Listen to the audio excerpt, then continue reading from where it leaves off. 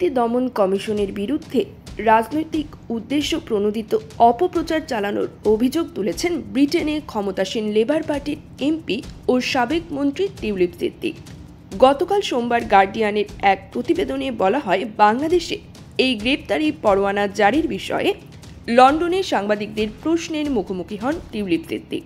গ্রেপ্তারি পরোয়ানার প্রতিক্রিয়া জানিয়ে তিনি সাংবাদিকদের বলেন, বাংলাদেশি কর্তৃপক্ষ মিডিয়া ট্রায়াল করছে।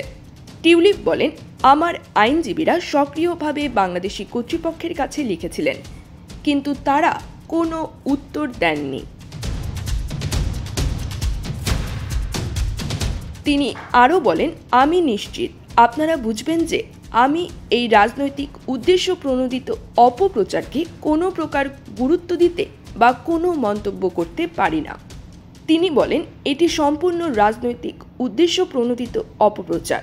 আমাকে হয়রানি করার চেষ্টা করা হচ্ছে। আমার বিরুদ্ধে কোনো অপরাধের প্রমাণ নেই। প্রত্যর্পণ প্রক্রিয়ার মাধ্যমে একটি দেশ অন্য দেশকে কোনো সন্দেহভাজন ব্যক্তিকে তার বিরুদ্ধে গ্রেপ্তারি পরোয়ানা জারি করা হলে বিচারের জন্য হস্তান্তর করার অনুরোধ জানাতে পারে। যুক্তরাজ্য বাংলাদেশকে 2B প্রত্যর্পণ দেশের তালিকায় রেখেছে। এর অর্থ হল, বিচারকেরা টিউলিপকে প্রত্যর্পণ করতে চাইলে সেই বিষয়ে সিদ্ধান্ত নেওয়ার আগে বাংলাদেশকে সুস্পষ্ট প্রমাণ উপস্থাপন করতে হবে। প্রধানমন্ত্রী স্যার কিয়ার স্টারমারের মুখপাত্র বলেছেন, তিনি ব্যক্তিগত কোনো মামলায় মন্তব্য করবেন না। গত রবিবার টিউলিপ সিদ্দিকের আইনজীবীরা বলেন, দুদক গত কয়েক মাসে গণমাধ্যমে এই এমপির বিরুদ্ধে বিভিন্ন অভিযোগ করেছে।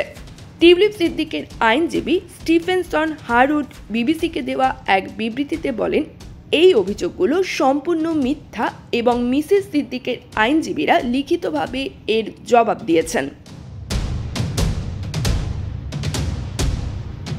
দুদক শেখ হাসিনা ও তার পরিবারের সদস্যদের বিরুদ্ধে বাংলাদেশের অবকাঠামো খাত থেকে প্রায় $5 বিলিয়ন আত্মসাতের অভিযোগ খতিয়ে দেখছে।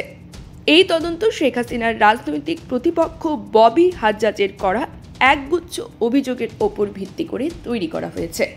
বিবিসির প্রতিবেদনে বলা হয়েছে, ববি হাজ্জাজ অভিযোগ করেছেন, টিউলিপ সিদ্দিক 2013 সালে রাশিয়ার সঙ্গে বাংলাদেশকে একটি চুক্তি করতে সাহায্য করেছিলেন। এই চুক্তিতে বাংলাদেশের নতুন পারমাণবিক বিদ্যুৎ কেন্দ্রের ব্যয় অনেক বেশি ধরা হয়েছিল। দুদকের চেয়ারম্যান মোহাম্মদ আব্দুল মোমেন এর আগে বিবিসিকে বলেছিলেন, এই অভিযোগগুলো কোনোভাবেই উদ্দেশ্য প্রণোদিত ও ভিত্তিহীন নয় এবং তাদের তদন্ত দুর্নীতির নথিবদ্ধ প্রমাণের উপর ভিত্তি করে পরিচালিত। তিনি আরও বলেন, টিউলিপ সিদ্দিকের বাংলাদেশের আদালতের কার্যক্রম থেকে দূরে থাকা উচিত নয়।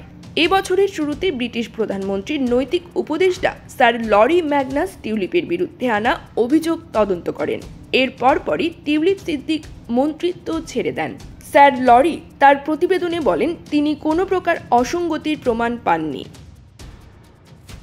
News desk, bridge Bangla 24।